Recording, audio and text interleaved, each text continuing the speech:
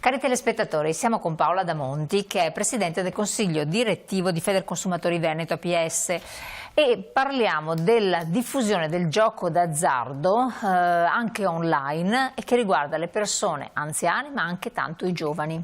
Abbiamo visto che soprattutto a partire dal 2020, quindi a causa soprattutto della pandemia, è aumentato tantissimo il volume del gioco d'azzardo online. In particolare è praticamente raddoppiato e nel 2025 ha raggiunto per la prima volta la cifra spaventosa di 100 miliardi giocati online.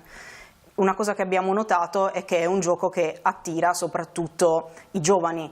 La facilità d'accesso. Esatto, facilita l'accesso ai giovani perché si può giocare ovunque, a qualsiasi orario, non bisogna andare dal tabaccaio sotto casa e quindi attira particolarmente una fascia d'età dei più giovani. Si mettono dei soldi con una carta di credito, come funziona? Sì, bisogna avere una carta di credito e abbiamo visto un dato molto preoccupante che lo scorso anno circa l'84% dei conti chiudeva l'anno in negativo, quindi nonostante sia... non si vince, questo è un altro discorso. Non si vince sempre, ovviamente, se no...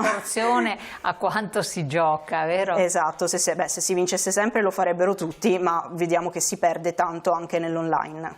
Si instaura un meccanismo di dipendenza. Si instaura un meccanismo di dipendenza nell'online come, o forse anche di più, che nel fisico, con però minori ricavi per lo Stato, che quindi ha minori possibilità di finanziare quelli che sono gli interventi a tutela della salute pubblica e quindi delle dipendenze.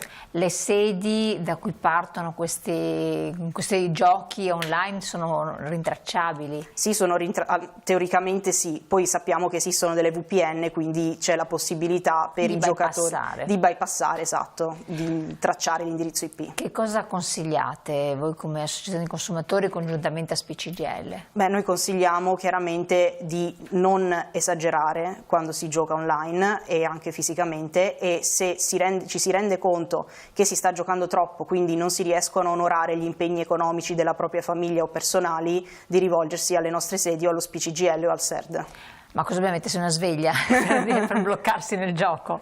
No, beh, una sveglia no, però sappiamo che in media si spende circa il 2% del reddito, che è già tantissimo. Se questo percentuale aumenta diventa difficile fare il conto con tutto il resto, anche perché abbiamo visto che abbiamo perso in questi anni tanto potere d'acquisto, circa il 10%, e invece il volume del gioco è aumentato.